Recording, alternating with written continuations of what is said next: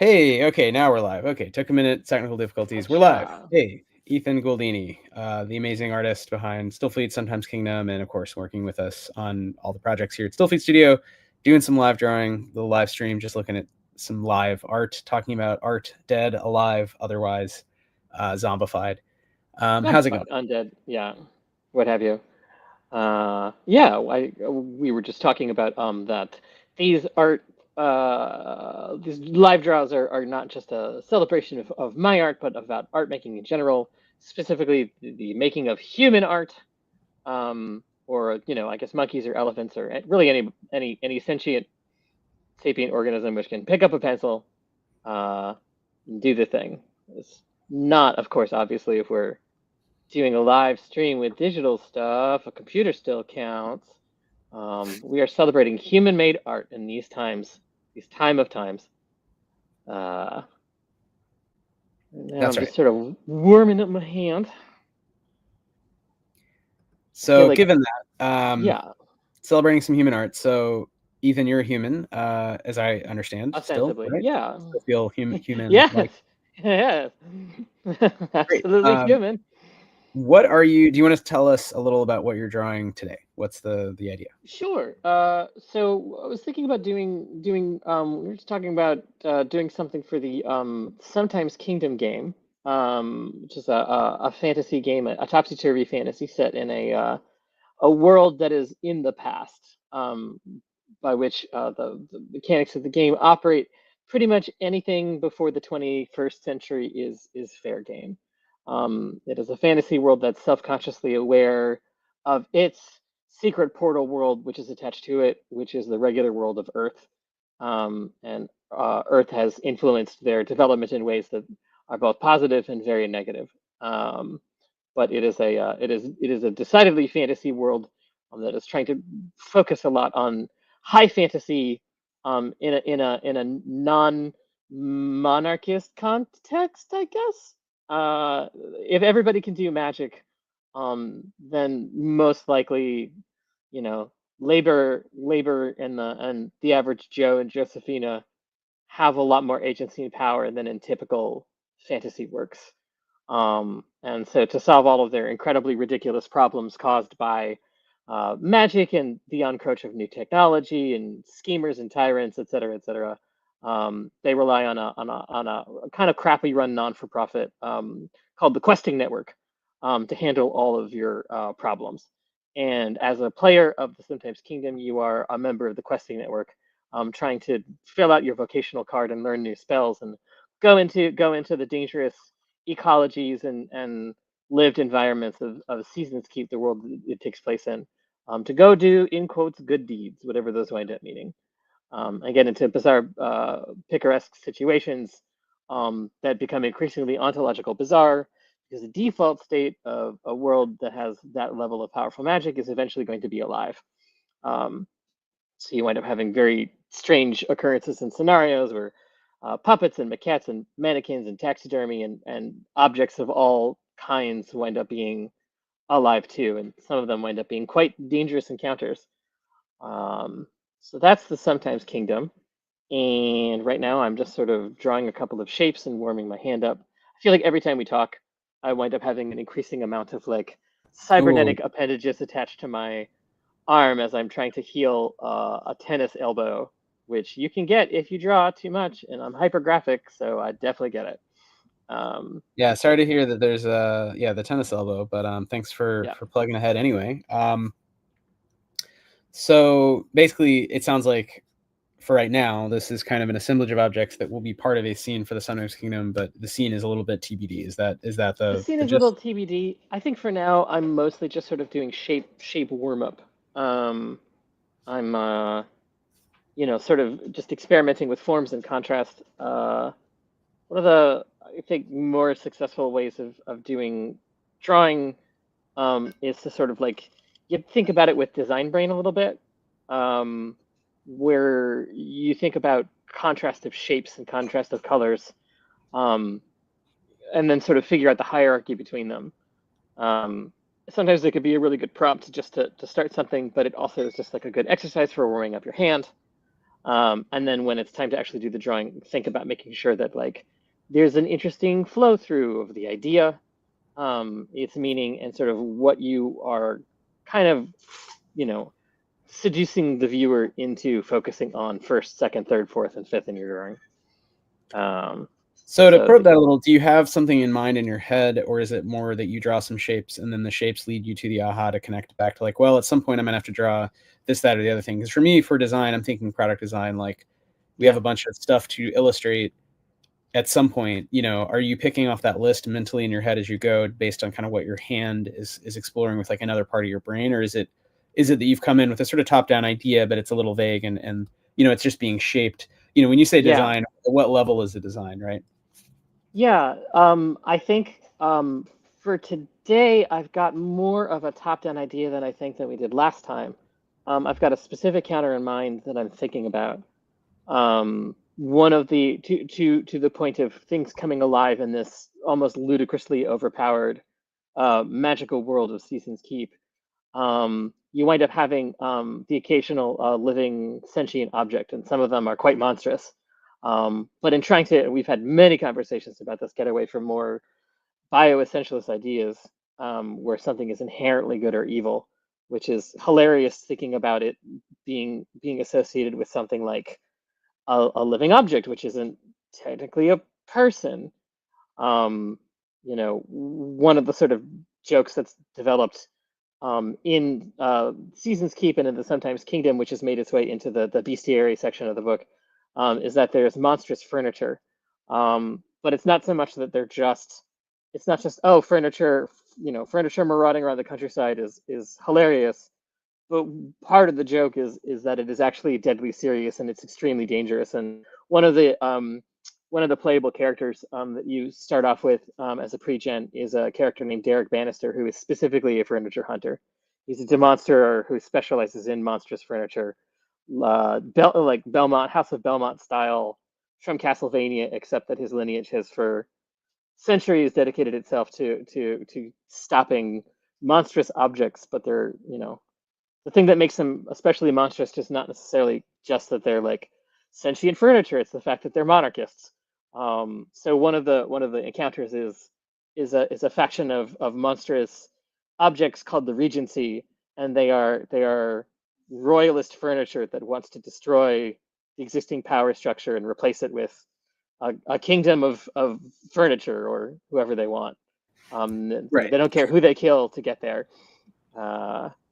So Which we right love now because we've talked a lot about factions, and I think the idea of having a faction that sounds kind of silly but treating it in a very serious way is very interesting, and I think is a nice differentiator from kind of typical, you know, a lot of high fantasy starts with something like there's an evil lich king or an evil dragon king, and this is like, okay, well, what if all the furniture conspired to like mess with the humans and skeletons who like run the states, you know? I don't know what that would mean. I don't know what happens next, but I think it's an interesting prompt for like, okay, let's design around that instead, you know? So just, sorry to interrupt. Just wanted to kind of call that out. That's feature.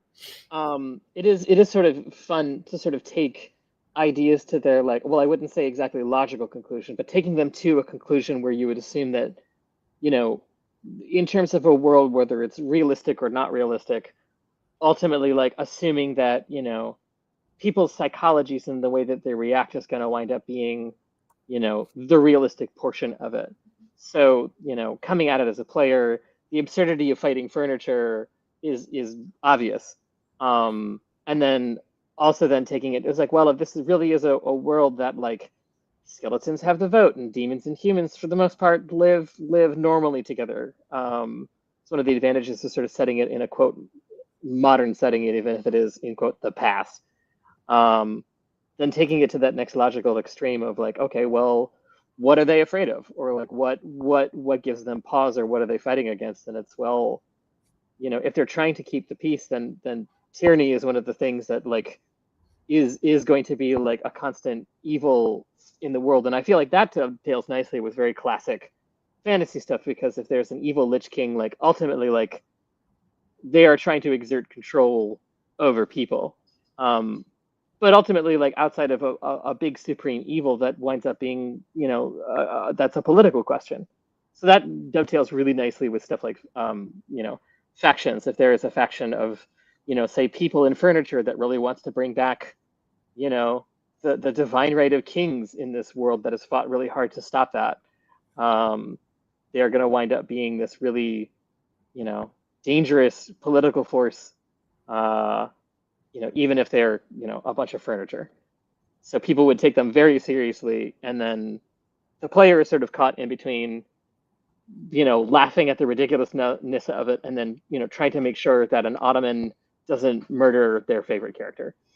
And then trying to like prevent the political fallout of, a literal throne, trying to regain ultimate power. Right. So all that is excellent background. But one question that still dovetails a little is what are you drawing today? I assume based on what I'm looking at that this is Regency furniture. Is this a character? Is this a group of characters? Is that so? I'm trying with the level of design. Is it more? Well, I know I want to draw some furniture. Let me start there, and then we'll figure out kind of who these people are. These people being evil furniture creatures. Evil furniture. Evil furniture. That's the word of the day. Evil furniture. Yeah. But yeah, if you have in mind basically, okay, well, I know who these people are. I figured that out, or not. Yeah, I've got this sort of image in mind. For one of the encounters, I did want to eventually have an encounter where, like, in some sort of dark enchanted forest, in Seasons Keep, probably Spring or Summerside, two of the seasonal isles of Seasons Keep. There'd be an encounter where somebody is just straight up fighting up against an armoire, or like an end table or credenza, something like that, and it's got to be clear from the outset that, like, this creature that they're fighting is like means absolute business. But then also, I think Tony and I were talking about this and talking with some audience last time about, how would you convey that not only are they like a monstrous piece of furniture, but are also, of a particular political persuasion and have a certain, character to them. So right now, I think I have a strong idea of what they are. I think I'm leaning towards like a chest of drawers, just because I think that's funny. And I've been sort of just using like these loops and curls to try and get into like kind of a Gorby, kind of a French Regency, but like cheating a little bit. And like, it's not just French Regency, it's also Rococo, because Rococo looks great. And it's got this sort of wonderful, grotesque, organic flair to it. And if it's gilded up the wazoolie, then it like starts reading as that sort of gauche royalist kind of like look to it. So right now I'm just sort of like working through shapes and curves to try and like tease out something that feels a little bit organic, but also feels a little bit furniture-y from that specific time period. I think I've kind of hit on the line quality or the shape quality that I want for it. So I'm going to shrink this down, and then I'm going to start working on an actual figure. Okay, so this is kind of experiment or exercise leading into one kind. I mean, NPC, one kind of encounter. Yeah. Who's this kind of evil furniture character that will be one of the things we want to highlight in the initial book to kind of get people in the mindset of because this is maximally vitalist, right? Anything, it's truly high fantasy. Anything can come to life, but we treat it seriously in that sense. So okay, some of the furniture is banded together and believes they're kind of, it's sort of the fallacy of aristocracy, right? That they're born better than others and they should have sort of a say.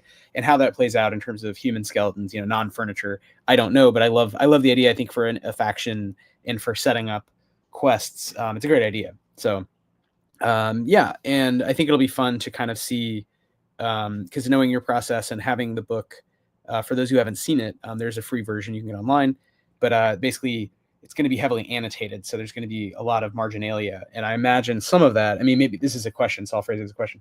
Will you be using some of the sketches or things that don't become final full page illustrations as marginalia to fill in around the text? Do you think that's... I think that's a great idea. Just because part of the reason I love marginalia is I feel like there's always this sense that, like, was this meant to be here, or is somebody malingering? Like, is this somebody else's copy? Like, how did this get into this particular book? The joke being like, it draws this connection with like medieval stuff, because I think people universally understand that like medieval manuscripts had a lot of marginalia in them, but that was ultimately for a very rarefied audience of people who could afford a book.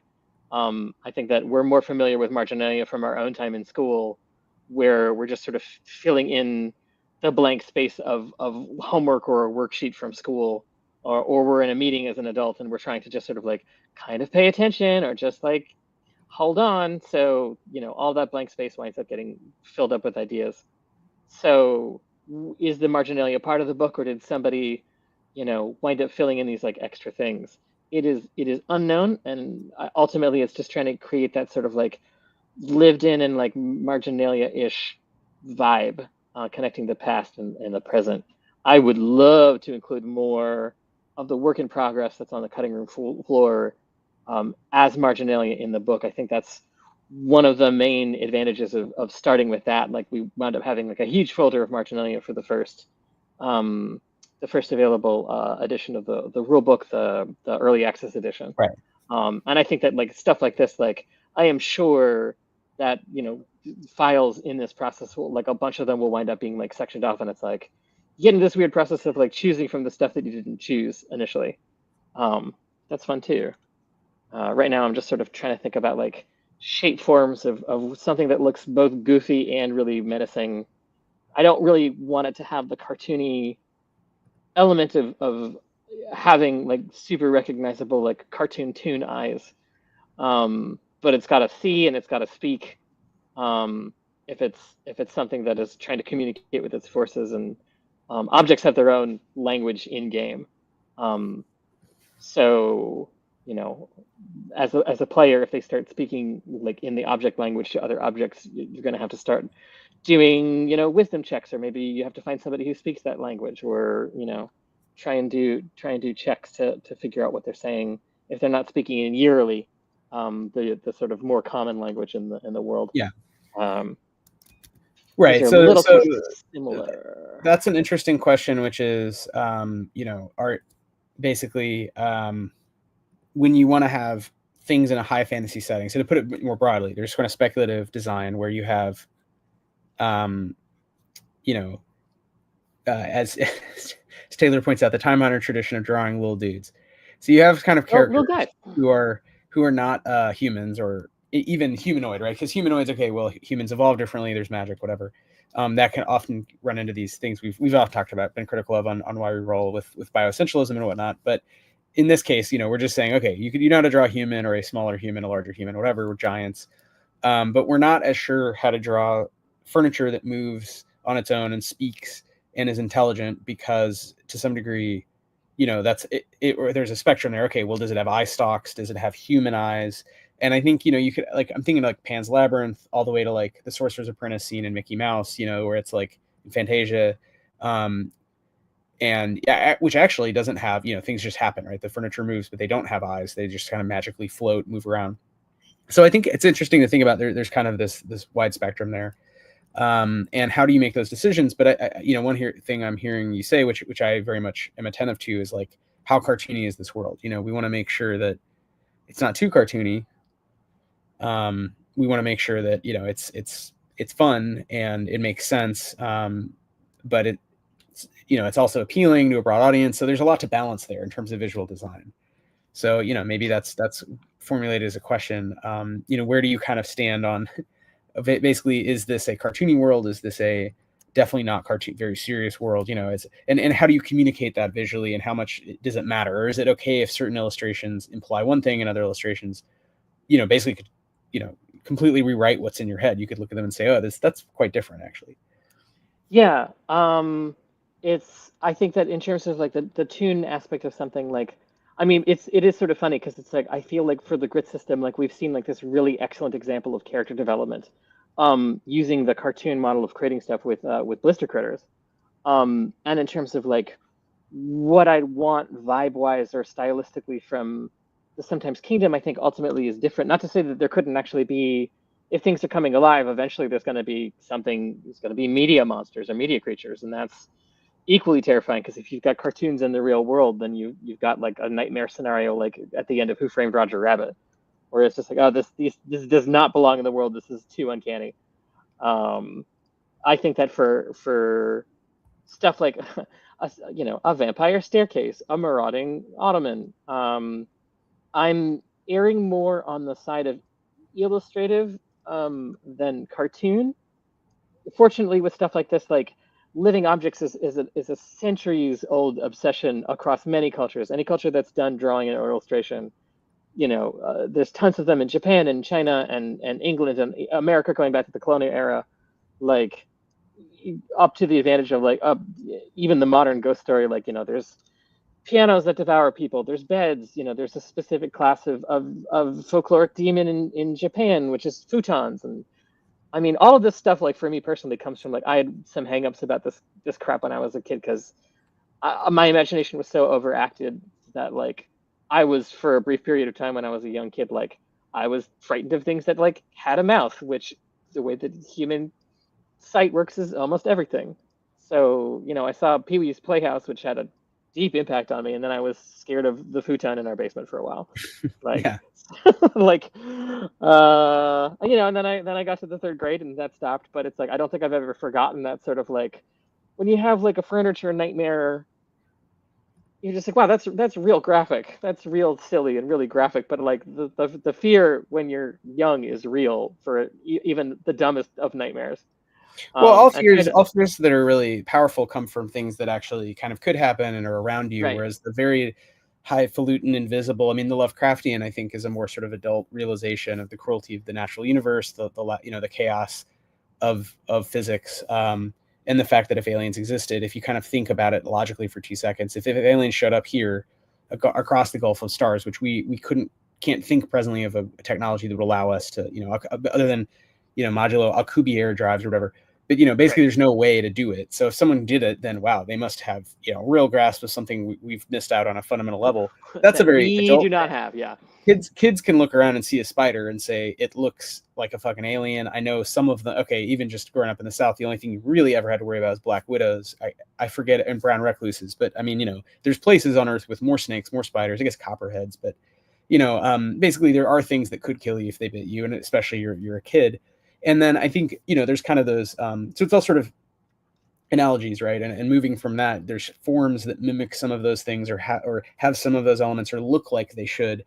And then even just getting in your head, you get some idea about something common that you see all the time. And what if it was actually bad, poisonous, evil, possessed? So the idea of a futon being possessed, and then every time you go to bed, right, you just have that in your thought. Well, what if my bed was to eat me? And you're a little child. I mean, it's those kinds of things that stay with you. And as an adult, as an artist, you're like, okay, well, this is terrifying. How do I kind of mine this, or what do I do with this energy? This in Deleuze, in terms of the libido, right? That there's an energy there around fear and common objects that is irrational, but you can still make use of. And in our case, it's like, all right, let's use it to make a weird book, and so it's fun to kind of think through the logic of it. But it's not logical, right? It's not coming from you chose that logically as much as, okay, I want to draw an Ottoman that jumps around and bites you. So let me draw that, and then I'll figure out I'll justify it later, right? So I think that's it starts with like this. All started with I want to make like living furniture very dangerous. I wanted to make a goofy villain that people in the world took very seriously, which for whatever reason is a comedic beat that I always like. And then you start thinking about like taking something to the in quotes logical conclusion, like, okay, well, what do you tell children when they have fears in this world? Like if they're like, they want to leave their nightlight on because they're worried about like shadows in the dark, and you're in this high fantasy world, and it's like, yeah, good idea. I'll totally leave that light on for you because, we've put charms on our furniture. It's not going to come alive, but you never know, it's out there. So like, there's this sort of like, this is a world that might have some arrested development in some ways because it's very true. Like your childhood fears are legitimate. Does that mean that children are taken more seriously in this world than they are in ours? Or does it mean that, well, it's scary, but well, if your furniture, if your bed comes alive, we'll kill it. Don't worry about it. Right. How do you tell children to be brave when, the things that they're scared of, specifically the uncanny infantile things, are actually quite true? I think in terms of style, a case could be made that like a toon thing in that case would absolutely be totally appropriate. for it. But I think because I'm coming at this more from art history and from historical architecture and stuff, I feel like trying to find a nice in-between between like kind of classical game illustration, but then also like, you know, if I'm trying Regency furniture, I'm going to be looking at like historical Regency furniture catalogs or like ghost stories from that time period, when that stuff was made, and sort of like try and make something that's a little bit more, in quote, realistic, to kind of sell this idea of like the absurd thing is actually really dangerous. And you're totally correct to be wary of, you know, what's the old D&D like joke? It's like, oh yeah, the gazebo is evil and it's going to try and kill you. Like, you just don't even hesitate. Shoot the gazebo. Like, Right. better safe than sorry. Well, and some of that comes from this Gygaxian aha, got you conflictual relationship between GMs and players, where players are meant to constantly ask about the environment in a certain way, and it's the OSR has actually developed this hilarious Talmudic kind of interpretive corpus of text, that these blog articles that people then have now published in books. I'm thinking specifically of the Hack and Slash editions on downtime and domains and on tricks and traps or whatever it is, but the one about traps. But basically, there's 2 books that kind of go through this and really steelman it and valorize it. And I think, and having now seen that, having done some of the smaller regional cons with the real grognards where we're running NSR games, but you can see them, and you know, we're having beers afterward at night, and it's like hearing about their exploits where they're all, you know, it's these 55-year-old guys with the GM screen, and they're huddled around and they're poking every rock, every wall, everything they encounter. That if it's a box, it's got to be a mimic, right? If it's furniture, right, it's a mimic. Hit it with, immediately attack it, because the downside of destroying a nice chest is very small, because inside, you know, if there's treasure, great, the treasure is worth more than the chest, and we'll find another way to move it. And the, you know, the downside of not attacking it is if it's a mimic, it's going to bite you, right? So it's like that paranoia that's just pervasive and hilarious, but to them it's very pleasurable because it is almost like playing Myst, right? It's another genre, or Minecraft, right? A game where it's about survival, and you have to kind of constantly look around and assess, okay, what are my resources? And if you do steelman it, and I don't want to play that way, and I'm not saying this is good or bad, but just seeing it up close, I was like, okay, I get this more, right? Like, I get that to you guys, this is D&D and it is fun, and you take it seriously, and you know that it's silly, and you guys joke constantly, just like, you know, everyone jokes when you're playing D&D, but it's such a different game than when I grew up. I always wanted to tell epic stories with epic characters and big plots. And so just, there's kind of 2 traditions, and they both ultimately are in old school D&D or whatever. It's just, I think so much of the actual OSR is that like Gygaxian conflictual, the DM has a trick, a puzzle. And so for example, furniture suddenly being evil makes total sense in that tradition, right? It's 100% just like, yep, there you go. Of course the furniture is evil. Everything's potentially evil. Whereas to us, it's like, okay, it's a story element. So why, you know, what does the furniture want, right? Everybody wants Everything something. has a So want. that's kind of, you know, they're just different Right. ways of kind of highlighting or thinking about like what is going on, you know, when you say, okay, there's evil furniture, right? Yeah. So And it's, I think that's a super cool way to look at it. I'm sort of laughing thinking about the Myst element of it, because that's my Myst being one of the most non-violent games.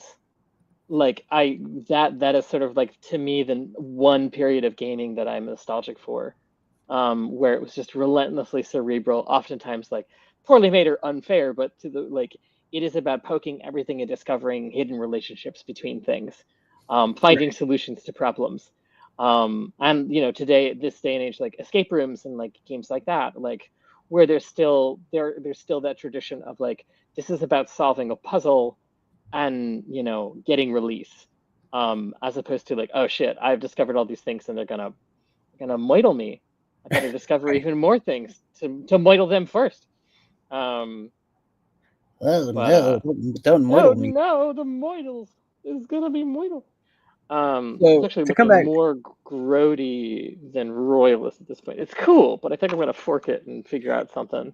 It's I will just say, like to me, this does not look particularly alive right now, yeah, which maybe yeah, is, again, this goes back to like, this is exactly that question of like, well, what cues up alive? Does it need big cartoon eyes and eyelashes? Does it need to be like dancing a jig? Or is it, you know, is it the mimic thing of course it's not supposed to look alive. It does not normally move.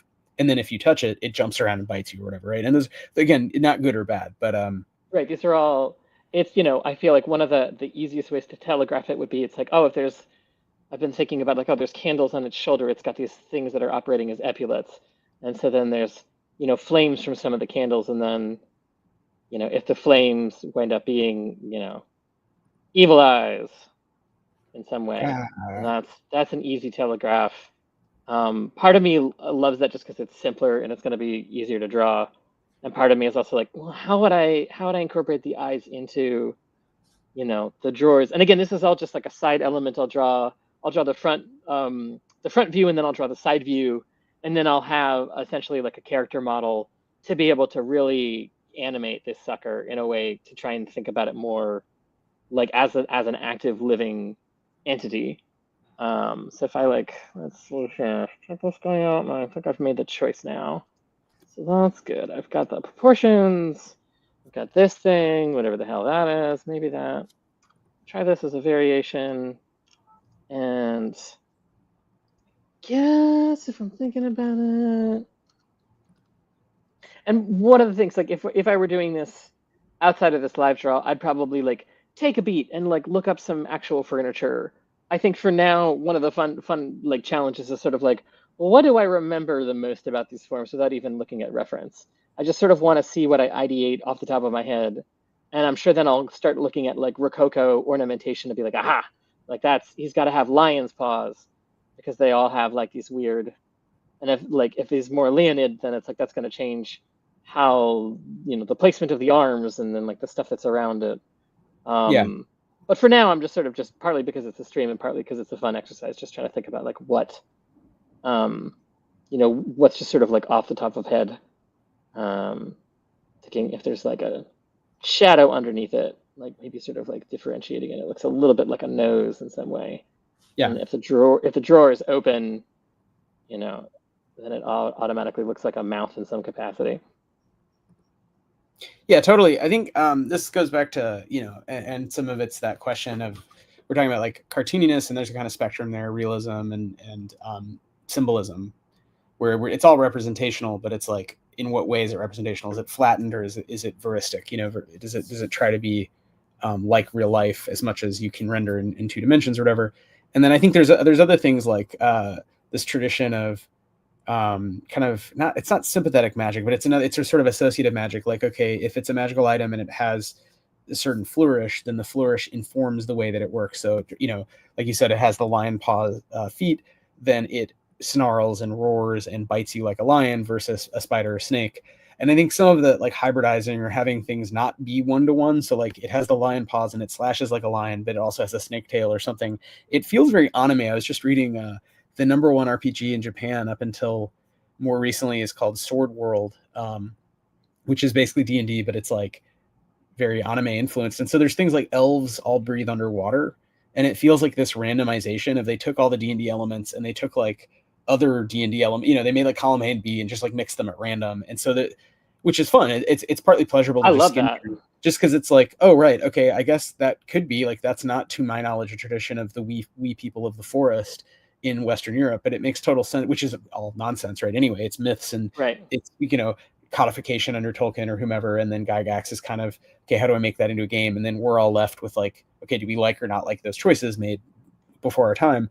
But I think it's kind of fun to think of it that way, where you could sort of say, okay, Regency furniture, all right, what are things in real life Regency furniture? All right, some of them had big feet with eagle talons or lion paws, but what are other things that you could just stick on a piece of furniture and make it interesting? And I think some of what we've done with designing the encounters so far, which we still have to finish writing, we have this plan for these 50 encounters that give this breadth of the kinds of weirdness in the game, so that it does feel, again, it's not a cartoon, but it is, I would say it doesn't feel as dark as Stillfleet or something, which is trying to, as best as I can, within a very broad social sci-fi, biopunk tradition, do kind of hard SF moves. There's okay, how would this really work? If I say there's a thing that looks like X, how did it evolve to be like X? I think sometimes Kingdom, because it's not tied to the drivers of evolution that we know about, it's tied to magic, quote unquote. So it can be anything, which is fun, right? It's a different design challenge. And you're all right, well, what do the monsters look like here? And it's not really in the book yet, but I think that one of the interstitials that I want to put, especially since, there's an inciting incident for a real big bad in the Questing Network podcast, where there's now the King of Things, who is sort of trying to conquer Summerside and is causing all these political storms and might cause this sort of what objects will join him. And that's sort of a weird, if things have been kind of kooky and fun, and now something is about to get, canonically a little, darker or more troubling, while still like maintaining the ridiculousness of it, then it's sort of like, yeah, well, what factionally, how will people react to like suddenly objects are suspect in this sort of way? Like, will that change life in the cities, or like will all object encounters suddenly become more fraught? So that's sort of like the larger sort of like big bag consequence, and then you can start spinning it out and creating more interesting, game hooks and stuff like that based on like a really absurd political premise. But then just sort of taking it as gospel and then taking it seriously, even if, hard sci-fi wise, they're like objects do like they have no sentience. They have a spirit in the sense of like human beings and our minds attribute anthropomorphic characteristics to things. But in this world of magic, that attribution is real. And so there might be an interesting faction or an interesting sort of like political thing where, for the most part, life in Seasons Keep, like it is a little bit D&D-esque, and it's very much influenced by Earth. People go on adventures, they live in cities, they like eat, they like, they have relationships of all sorts, they have kin. Is there a faction that like thinks that like all of that Earth life is hampering the potential of magic? If anything could be anything, and objects can come alive, it's like maybe there's a faction that thinks that life could be much more interesting and bizarre and like totally bananas in a way that is being hamstrung by the rules of human folk and society, and just like trying to maintain and keep things ordinary. It's like, is magic limiting itself by trying to keep to more of a straight and narrow like good life? So that's got me thinking about like, well, would people then wind up being sympathetic to like objects that want a more ontologically bizarre life out there? Like that sounds awesome. That sounds crazy. But then it's like, well, a bunch of them also like want to bring back, the monarchy. So those guys are probably bad. Just that's the political position that, the game takes and that I take.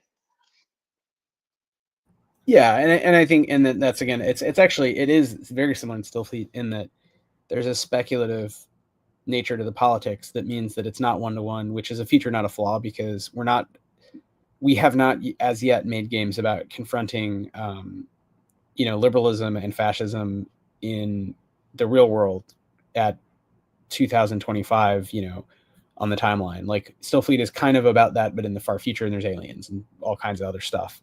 So it's sort of like, I mean, it's realistic, but is it realistic? It's millions of years in the future.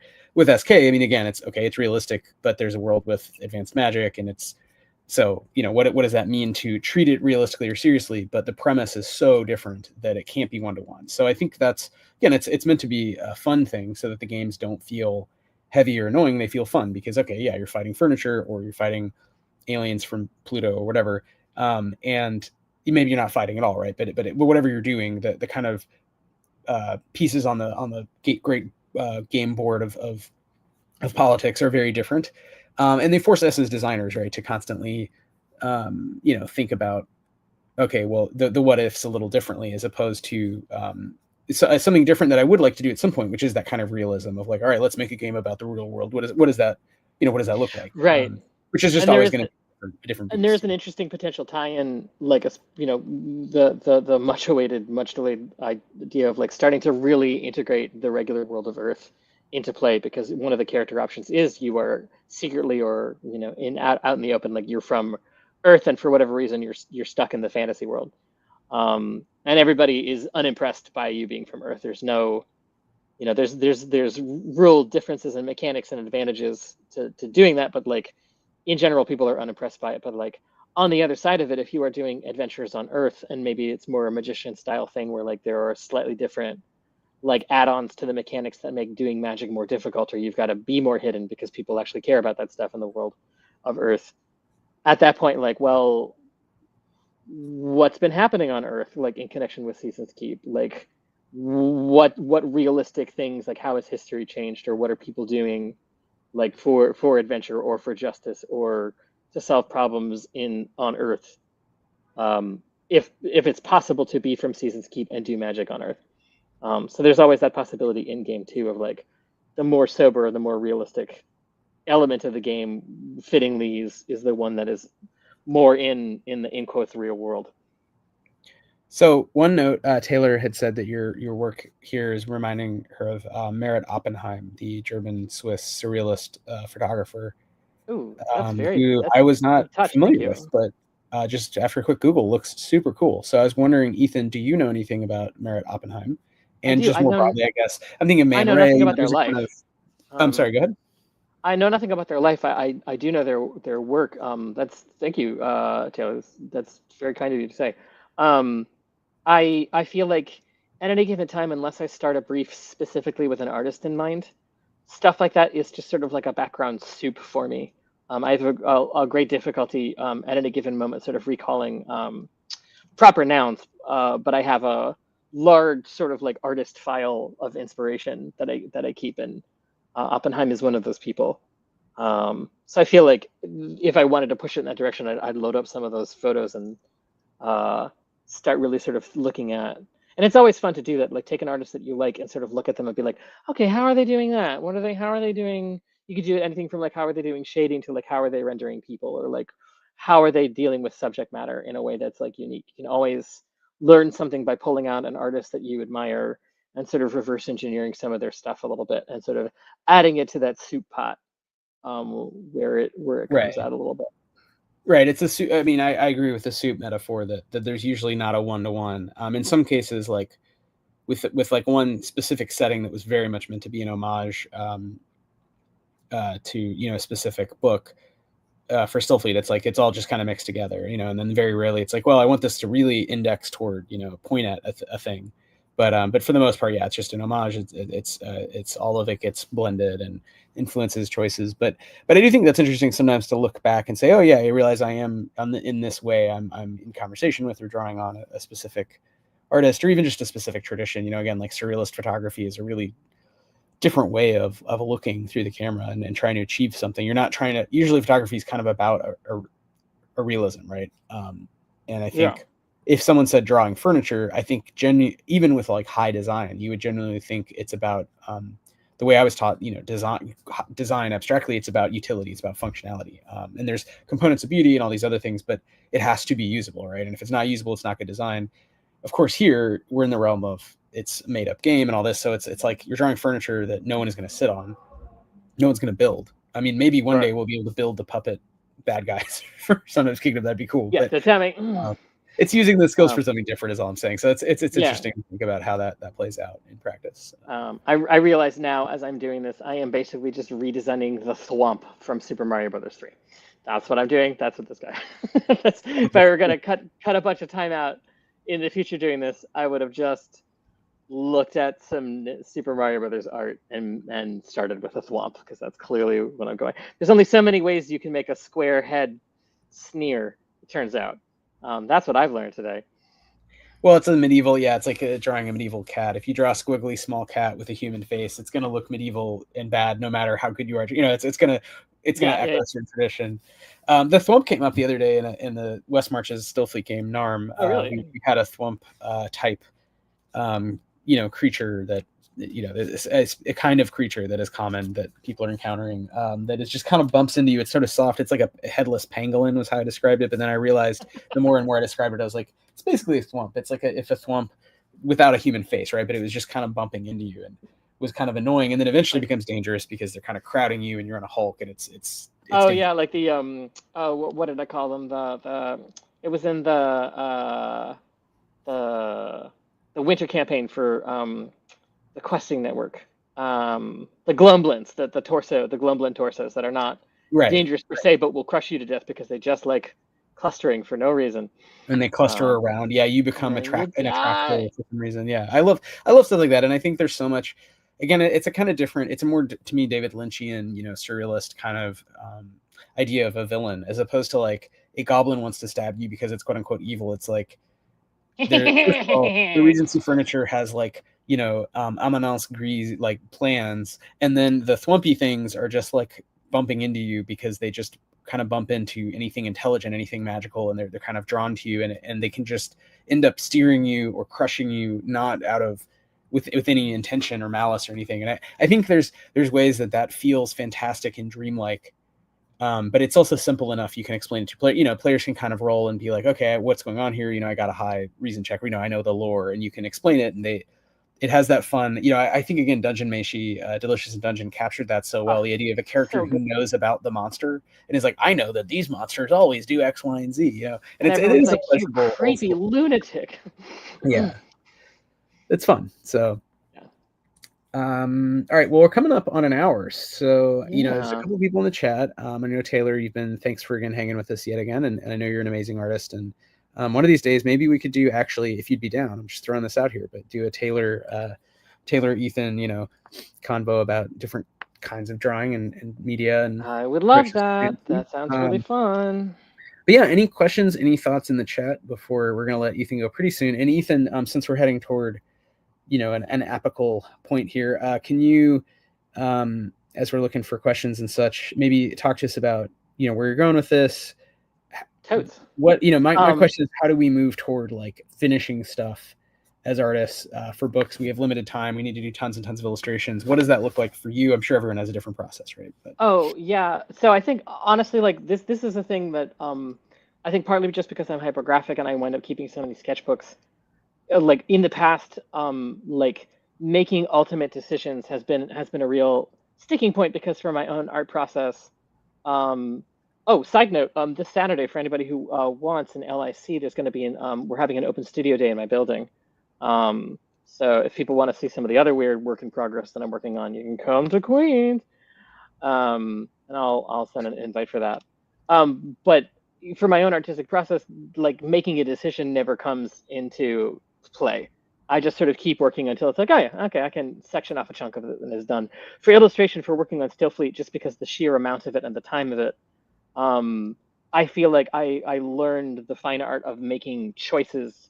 And part of it is like, it's obviously easier when there's a brief, because you really have to like keep true to that. In terms of like doing your own work with something like this, or sort of like where it's a little bit more freeform, I think the challenge is really just sort of like trusting your gut about what direction looks the best. And so for me, it's sort of like, I did 6 variants on the shape of this guy, and I did 3 different faces. And part of it is like, just honestly, like it's cheating. I just cut and paste the things that I like the most and see if they work together. And if not, I do another one. But for something like this, I think I've hit on a design thing that I didn't think about before, to like get at that medieval object-y idea. I wanted to give them like a sneering face because they were royalists, and an angry face because they're also kind of a lion. I haven't quite figured out the legs yet for this, but the thing I didn't even think of before is the face kind of feels like a Renaissance mask, and it's divided up kind of like blem style, where it is going to occupy most of the head. But it is sectioned out. The drawer sections are going to be the different sections of their face. So there's going to be a nice, weird, clean break between sections of their face. And that is a really creepy, uncanny thing to look at. And then like when the mouth opens up, it's either going to open up and he's talking, or the drawer itself will open up and there's a secondary mouth. So I feel like this is kind of the killer idea for designing this character. So I feel like I've made that decision now, just because I'm like, whoa, I haven't seen that before. Yeah, that sounds and rad. then I would go through and I would take that as the prime idea behind this, and then I will finish it based on that. Yeah, I think that's all really, really interesting and rad, and I can see, to sort of summarize a little bit, and you feel free to always correct me or stuff. I'm not trying to put words in your mouth, but the process has come together where you have something vaguely in the back of your mind that needs to get done, but instead of just jumping into I'm drawing this specific villain or whatever, it's more, let me draw some shapes, let me draw some furniture, and as you align on a specific kind of body form, a chassis, whatever, and then these other choices, the claws, the face. Okay, I know the face, but not how it integrates. So you're drawing the face separately. I saw you do that, and then I'm seeing you kind of integrate the two, and I think that's a fun process where you it seems like you're almost working kind of modularly and with kind of two sides of the brain, right? The sort of top down, what do I need, versus the sort of the Banusik, right? The manual, what does my hand want to draw, and then putting them together is like is kind of what's getting us toward the end. It may not be the final end. Maybe there's additional polish stages, right, that we wouldn't see in this stream. But yeah, that's a very good. That's a very succinct and a very good way of putting it. I think I have discovered that just in terms of my own attentional capacity and like trying to like, because you're just trying to like lessen your cognitive load while like moving forward, because you just got to always keep moving forward with stuff like this.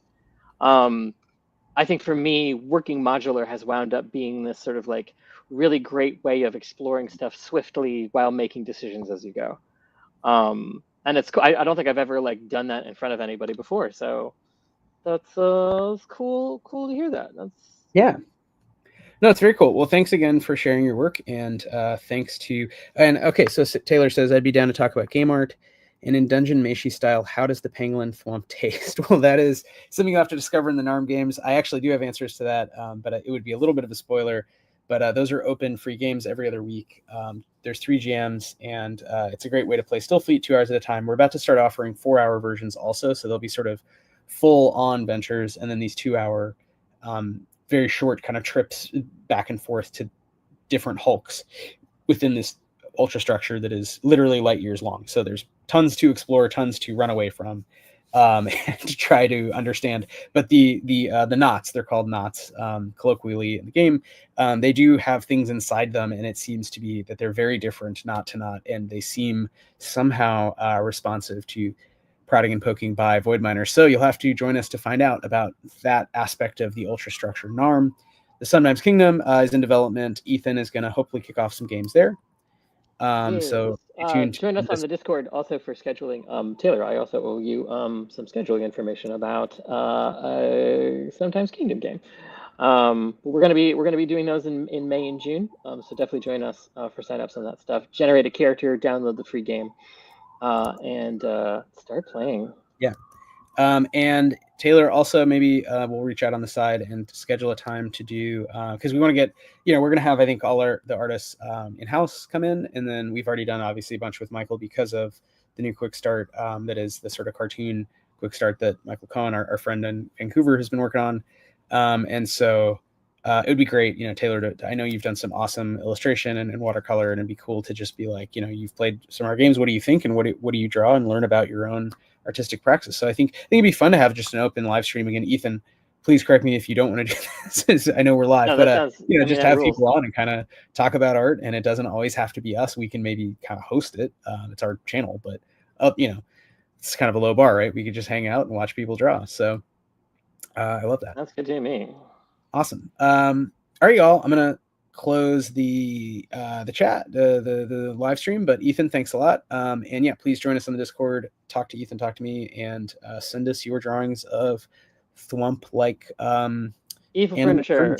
Yeah. Yay, furniture. Closing the stream.